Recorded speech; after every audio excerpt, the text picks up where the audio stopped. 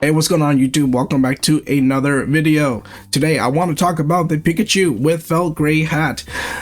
I used to be a hater, guys. I gotta admit, I used to be a hater. I thought there's so many of these cards out in the wild.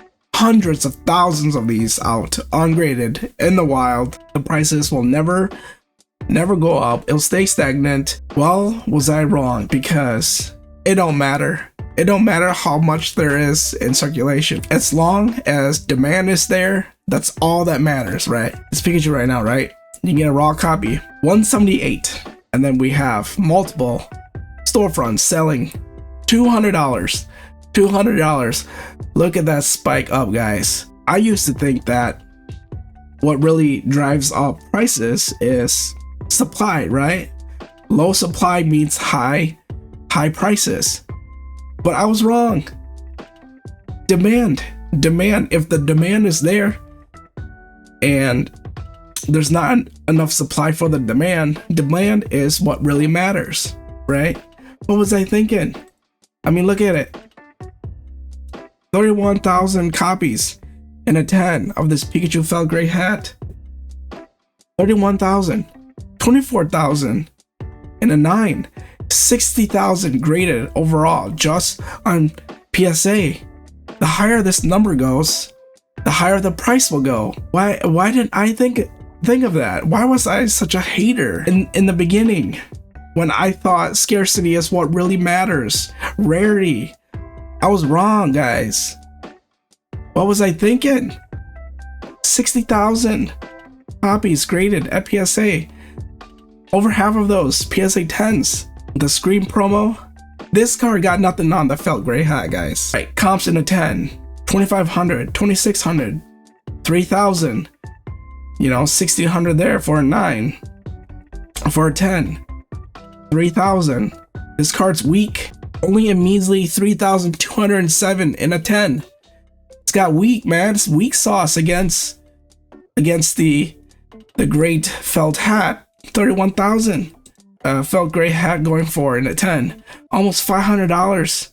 Just give it some time, guys. It's gonna beat that Scream promo. It's gonna be $5,000 in no time. No time, guys. So obviously I was just kidding. If you guys couldn't tell, I was being sarcastic. And obviously it's because of demand. Demand is causing this card to just skyrocket.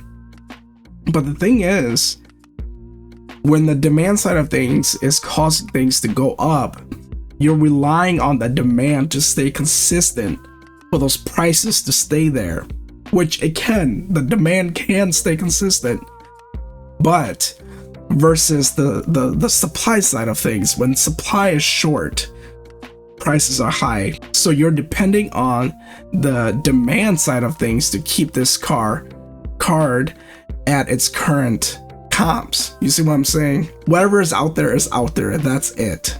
That's the supply side of things. The demand, though, will fluctuate. And if, I don't know, 10 years from now, the interest in this card goes down, or Pokemon in general, the interest goes down, which, I mean, I really don't think it will, but it can. You know, when demand falls, prices for this card will also fall. So this card is unique in a way that demand is driving up prices and not necessarily the supply side of the equation causing the high price for this card. It might just be one of those cards that will have consistent demand for it.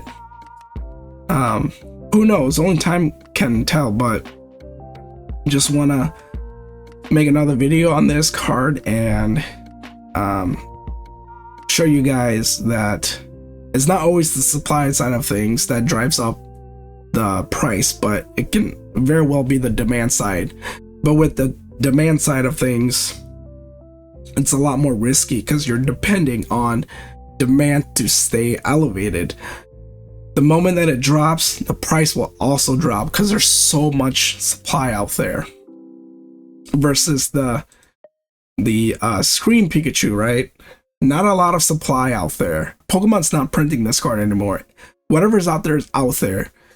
So when it comes to the two, I'd much rather have this card versus the felt gray hat.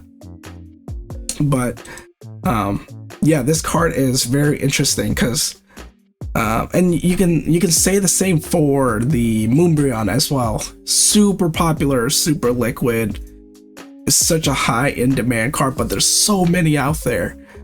So we're in an era of Pokemon where it's just the bubble. I shouldn't say bubble because I don't think it is, but the demand for modern cards is outstanding, and you're really depending on demand to stay the same, constant, for the prices to stay elevated. But yeah, it's insane. It is a gorgeous card.